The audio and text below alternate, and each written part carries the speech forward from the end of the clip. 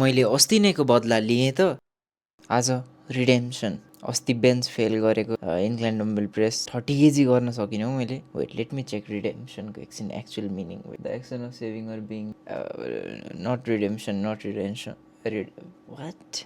अस्ति मैले bench fail गरेँ इन्क्लाइन डम्बल प्रेस, आज त्यो जसरी पनि गर्नु छ। म कार्ब्स लिँदैछु र मैले कार्ब्स पनि अप गरेको छु है यो पास्ट 3 डेजदेखि। किन भन्दाखेरि मेरो स्ट्रेन्थ ड्रप भयो, त्यसको मिनिङ भनेको क्यालोरिज लास्टै लो भइरहेछ।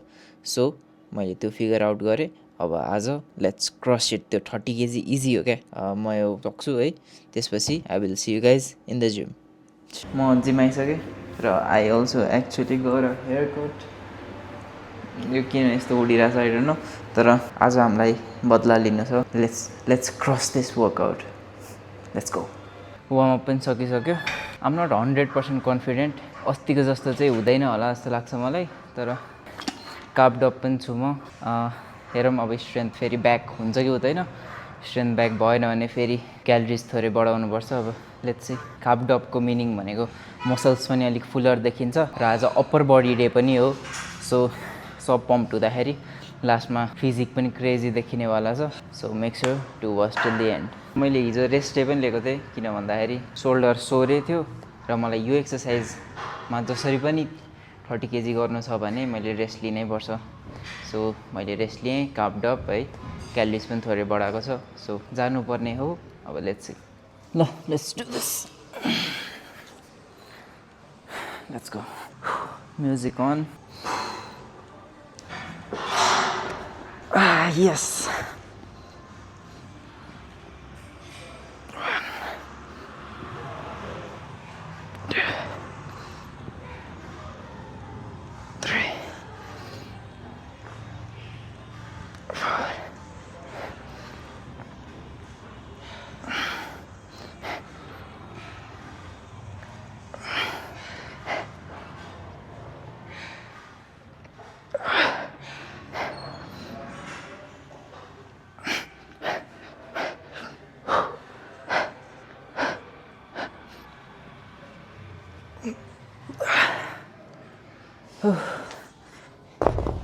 ल फाइनली 8 गयो। ह्याप्पी एटलिस्ट अस्तिको जस्तो भएन। अब यही स्ट्रेन्थलाई हामीले मेन्टेन गर्नु छ अझ 1 महिनासम्म। त्यसपछि त बल्किङ सुरु हुन्छ, त्यसपछि त अफकोर्स स्ट्रेन्थ पनि बढिहाल्छ।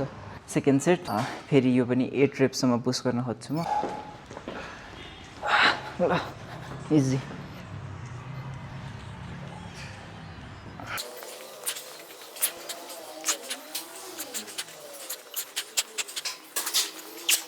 Six and half, not bad. ल आम नट डिसपोइन्टेड कि 6 मात्रै गयो, तर अस्तिको भन्दा धेरै गयो, त्यही भएर आम ह्याप्पी। अगेन आज जम्मा चेस्टको 2टा एक्सर्साइज।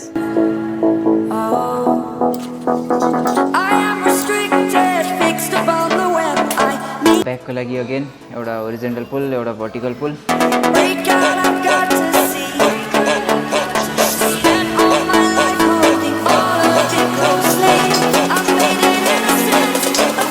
अब एउटा फन्नी थिङ इज अस्ति स्ट्रेन्थ घट्दा त्यो इन्क्लाइन डम्बेलमा मात्रै घटे जस्तो भएको थियो। अरू मुभमेन्टमा मलाई थाहा पनि भएन स्ट्रेन्थ घटेछ भनेर। ब्याक पम्प पनि चेक गर्न मजा आउँछ, किनकि हामीले अस्तिदेखि ब्याक पनि हेरेको छैनौँ कतिको सार्पनेस आएको छ होइन।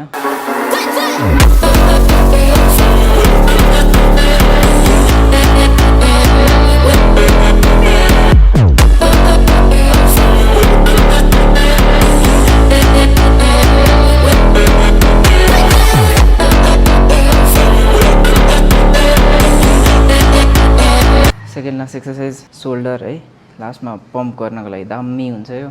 एब्स पनि सकिसक्यो, सबै सकिसक्यो, अप्पर बडी। त्यसपछि म रियल डेल्टको लागि पनि एउटा गर्छु। त्यसपछि पोजिङ।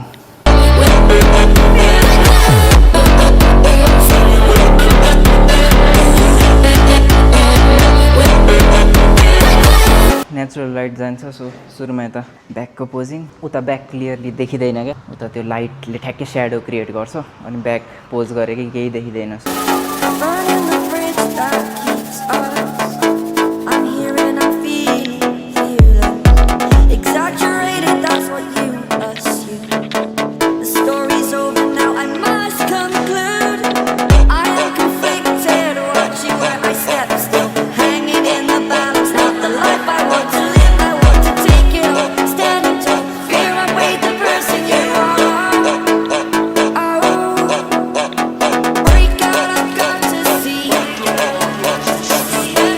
ब्याकको मात्रै एउटा डिफ्रेन्ट एङ्गलबाट लेट मी ट्राई आज चाहिँ हेरौँ कस्तो हुन्छ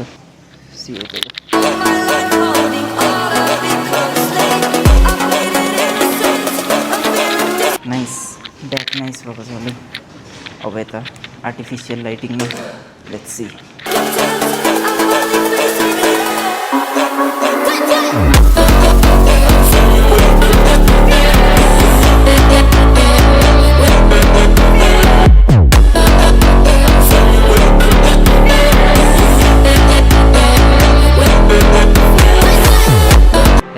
गीत बज्न थाल्यो फेरि त आज मेबी कार्ब्सले अलिकति फुलनेस चाहिँ छ है एकदमै साइज चाहिँ गेन भयो जस्तो देखिरहेको छ तर सार्पनेस वाइज चाहिँ त्यस्तो खासै केही डिफ्रेन्स छैन है एब्स चाहिँ like I can see it clearly अहिले चाहिँ पहिलाभन्दा overall carbs did help so म अब यही क्यालोरिजमा बसेर आफ्नो कट अगाडि बढाउँछु अझै 1 महिनासम्म त्यसपछि लेट्स सी के हुन्छ सो आजको वर्कआउट दामी आजको पोजिङ दामी मजा आयो जे भए पनि आजलाई यति नै thank you so much for watching and I will see you guys in the next video